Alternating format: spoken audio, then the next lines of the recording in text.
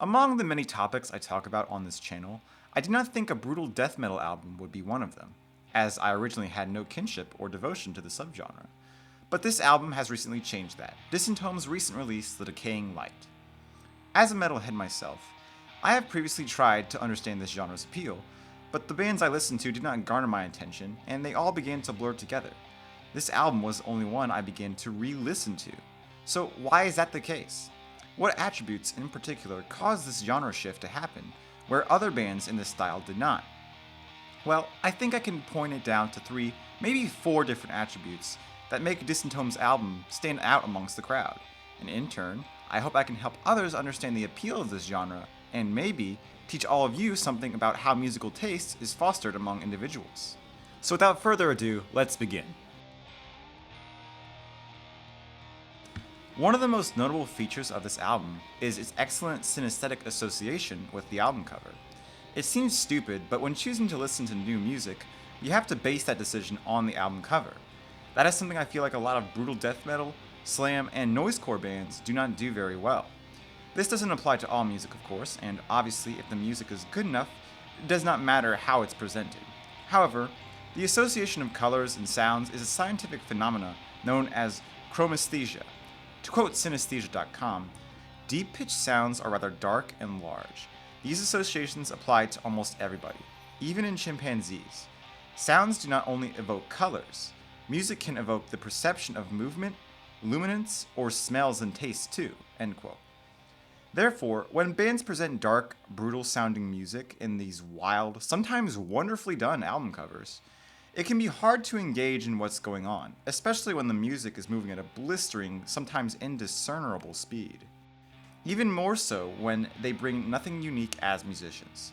This can simply be due to the inaccuracy of the initial presentation or the lack of synesthesia present in the music.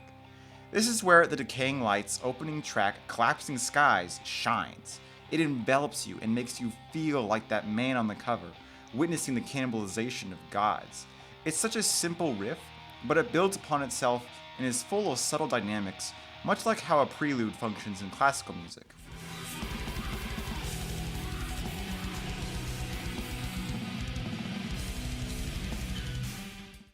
A good opening, whether it be in a speech, book, or music, can hold an audience's attention longer than without. Hence why clickbait is so easy to do. Thankfully, Dysentome have not given us a misleading introduction, both in visuals and sound, which brings me to my second point. Dynamics in music is something everybody agrees is good, but they don't really understand how it functions in appropriate genres. Metal absolutely thrives on drastic dynamic differentiation. Now, it does for all music, of course, but I want to put an emphasis on drastic.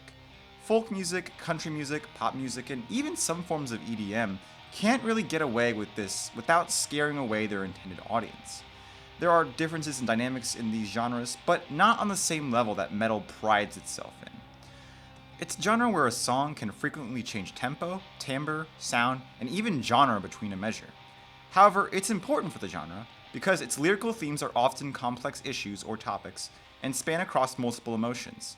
This is initially why I couldn't get into brutal death or slam bands, simply because I thought they were so one note, and in my ignorance, I thought the genre relied strictly on a sort of a brutality that didn't allow for much room for the music to breathe. To quote Glenn Fricker, "If you're playing heavy as fuck 100% of the time, guess what? It's not heavy." With Dysentome, this is not the case. While there are some songs on the album, particularly Your Prayers Echo Into Nothingness, that I feel fall into that hole, there are many that are distinct and have contrasting harmonies that fit tightly with these riffs of destruction, all while not sacrificing what the genre needs. Songs like Droning Monoliths, The Great Abandonment, Invocation in the Cathedral of Dust, Dredged into Existence, Undying Dysphoria, and of course Collapsing Skies all showcase things that feel different and have their own form of brutal, but audibly represent the synesthesia the front cover evokes. With the album ending on an acoustic instrumental titled Withering, it shows that the band understands this as well. In the case of Dysentome, The Decaying Light opened with a track that said it was going to deliver that. However, lyrically speaking, I wouldn't have known that. I had to look up the lyrics to the album, and while they do not reflect my worldview necessarily, I actually thought that they were really well written and had an almost endearing quality to them. This is again something I did not expect, but for this genre of music, I always thought the vocals rarely matched up to such standards. And again, Distant Tome does a great job at them. This is due to two variables, I believe. The vocalist has a lot of power behind his voice, a power that you do not get from not practicing and not studying vocal technique. So I greatly appreciate that I can tell he's trained. Despite this, the deciding variable that turned me on to this style was the way his voice is mixed on the album. Typically, a voice is placed up front in the mix, layered in where the instruments can support him or her, and in more dynamic metal vocal styles, this is how it should be. Brutal death metal vocalists tend to be on a lower register, usually in the same register as the guitar riffs. I would much rather be listening to the riffs instead, so as music, it makes listening a bit of a chore for me. However, the vocals on here have automated parts of reverb that back Distant Tome's riff. They often engage during the end or beginning of passages, and they sound massive. They create these climaxes in the song that lead perfectly into the guttural melodies that follow afterward, creating greater dynamic effect on the vocals. This can all be hard to hear on the first listen, but on my second and third, this album begins to open up its secrets to the listener, and that could be said for everything on the album. My question now is that, if everything I said is true, then why do I find this genre difficult to get into? I do not think this album is perfect. Like I said, some of the tracks feel very flat, and fall into the pit of being one note. Again, Your Prayers Echo into Nothingness tends to be the biggest offender of this. However, what keeps me from exploring this genre further is the limitations of the genre itself. In the way Distant Tome have differentiated themselves, a part of me doesn't even classify some of the songs on here as brutal death metal. Some of the tracks remind me of doom bands where riffs are quite drawn out and the tempo is slowed significantly. A style I adore and relish in. Suffocation are attributed by multiple sources as the founders of brutal death metal, so I listen to them, among other famed bands for reference. While they do sound different, I find myself ending up where I was before, trying to enjoy the music instead of enjoying it. So, what's going on? Well, there's actually another psychological phenomena at work here. Music taste, believe it or not, is not a hardwired occurrence. According to a study done by MIT, there are actually cultural implications for why we like the music we do.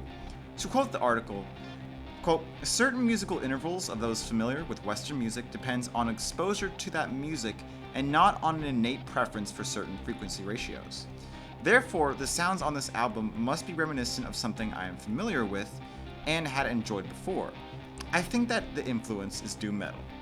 Even with the double kick hammering in the background, some of these riffs pulled from the songs separately can be transposed perfectly into a doom album.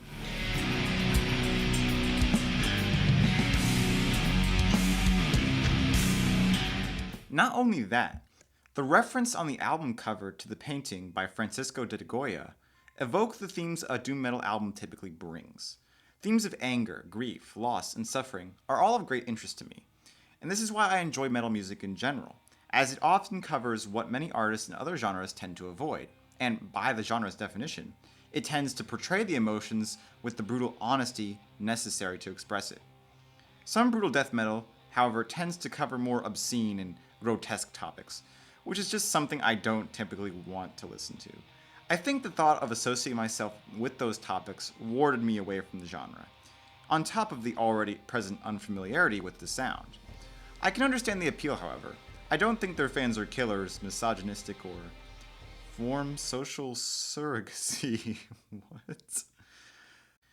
Regardless, I think what I have learned by investigating this concept is that the aesthetic quality of sounds can engage us in psychological ways, and that can vary depending on what a person has previously experienced. Frequent exposure to an idea or sound is not enough to gain pleasure from an artistic medium, and instead has to come from a synesthetic experience with a feeling, vibe, or theme that that person resonates with. This is why people in comments often ask, are there any other bands that sound like this? Because they're not resonating with the style or layout of the notes themselves, but with the way the music makes them feel. It is a small but distinct characteristic, and I think many people often miss that when recommending new music to people. Instead of describing the sound, it may be more effective to describe the feelings and the ideas that the music evokes to the unfamiliar listener, instead of barraging them with the band names that often mean nothing to the context of whom is listening to you. People may not care about what a particular idea is, but if they are listening to you, they will care what those ideas and feelings mean to you, in the off chance that they could mean something to them. Distant Tome, if you're listening, thank you for making me like a genre I hadn't liked before, and thank you, my audience, for listening to me ramble on about an album that means something to me. I wish all of you the best in your musical discoveries, and I hope you have a pleasant day. Thank you.